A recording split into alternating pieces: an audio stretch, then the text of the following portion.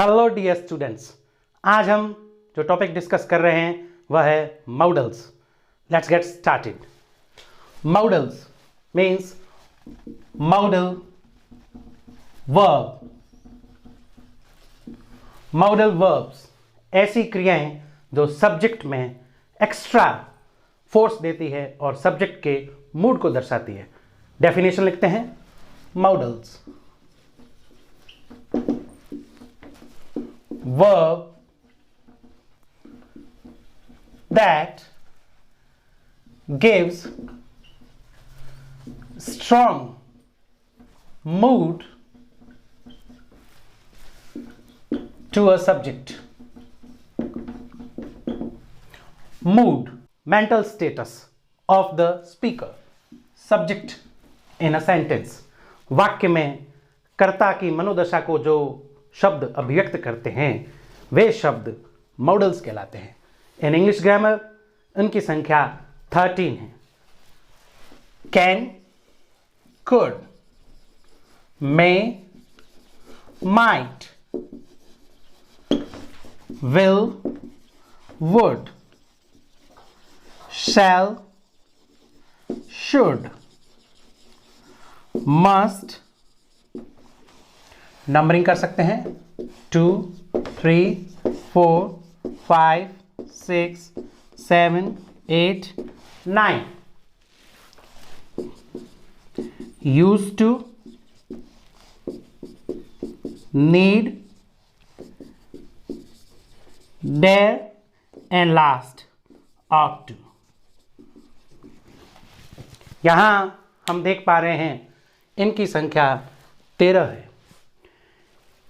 Models जिन्हें हम modal verbs कहते हैं ये वाक्य में सहायक क्रिया की भूमिका निभाते हैं। Modals play the role of helping verb in a sentence और इनके बाद में प्रायः हमेशा वर्ब फर्स्ट फॉर्म जो कि रूट वर्ब है, बेस वर्ब है, हम इसे कह सकते हैं present form of the verb का प्रयोग होता है। जब यह वाक्य में सब्जेक्ट के बाद में प्रयुक्त होती है और इन मॉडल्स के साथ में नॉट का प्रयोग होता है तो यह सहायक क्रिया नेगेटिव सेंस देती है।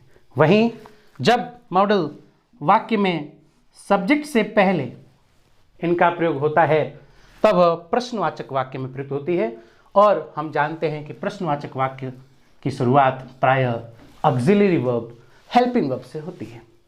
आज हम जो स्टडी करने जा रहे हैं वह है कैन और कुड। कैन, यहां हमें एक ही मुख्य बात को ध्यान रखना है, वह है mood, mood off model. Can के जो मूड है सिंपल है। पावर, जब नरेटर स्पीकर की ताकत, शक्ति, स्ट्रेंथ को दर्शाना हो तब हम कैन का यूज करते हैं। वहीं सर्टेनिटी, निश्चितता, surety is there. Ability, capacity, योग्यता या दक्षता को दर्शाने हेतु इसका प्रयोग होता है। ग्रांट परमिशन, जब भी अनुमति मांगी गई है और यहां मांगने से ज्यादा जब वाक्य में अनुमति प्रदान की जा रही है ऐसी परिस्थिति में हम सब्जेक्ट के साथ में कैन मॉडल का प्रयोग करते हैं। एग्जांपल्स देखते हैं। बर्ड्स कैन फ्लाई, यहां बर्ड्स की एबिलिटी है, यह उनकी पावर है। इट इज सर्टेन, यह निश्चित है कि पक्षी उड़ सकते हैं। एक और विशेष बात, मॉडल्स के प्रयोग के लिए सब्जेक्ट चाहे प्लूरल काउंटेबल नाउन हो, सब्जेक्ट चाहे सिंगुलर काउंटेबल नाउन हो, चाहे कोई भी पर्सन हो, उसका मॉडल्स पर कोई फर्क नहीं पड़ता है। अगर यहां ही होता तो भी हम कैन का यूज कर सकते हैं, बशर्ते वहां फ्लाई वर्ब का यूज हम नहीं करते।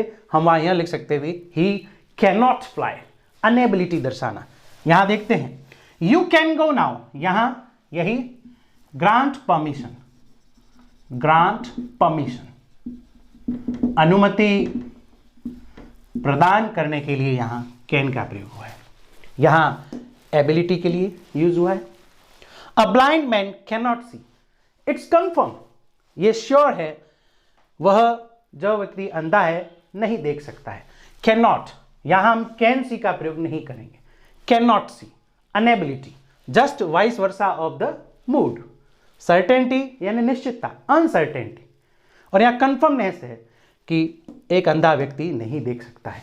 कैन मॉडल का प्रयोग हुआ है।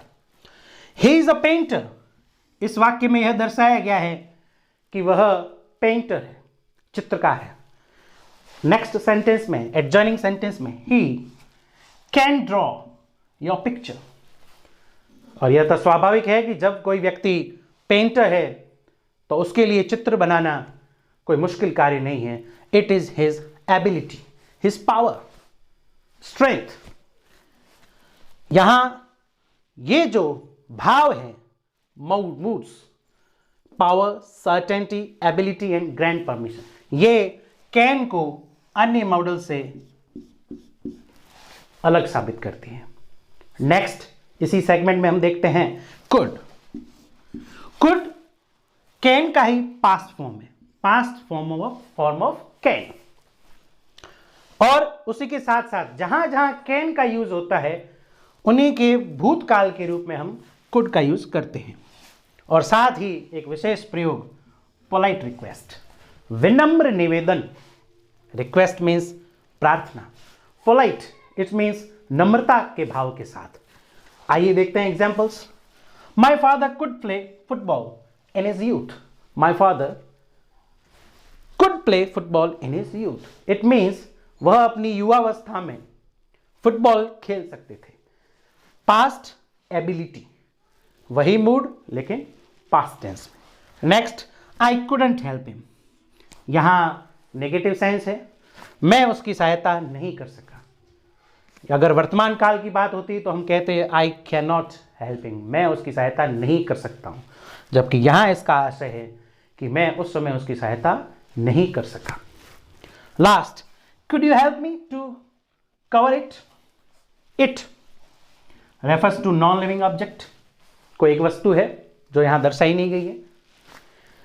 क्या आप मेरी सहायता कर सकते हैं? जहां भी अगर हमें पोलाइट रिक्वेस्ट के भाव को अभिव्यक्त करना है, ऐसी परिस्थिति में हमें could मॉडल का प्रयोग करना है।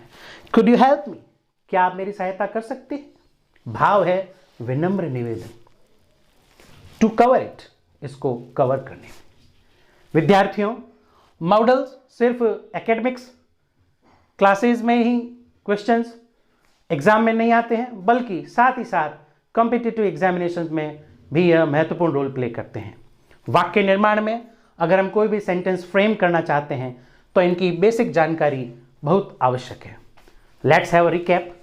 मॉडल्स ऐसे शब्द जो वाक्य में कर्ता के मनोदशा को अभिव्यक्त करते हैं, वे मॉडल्स कहलाते हैं। Thanks for watching.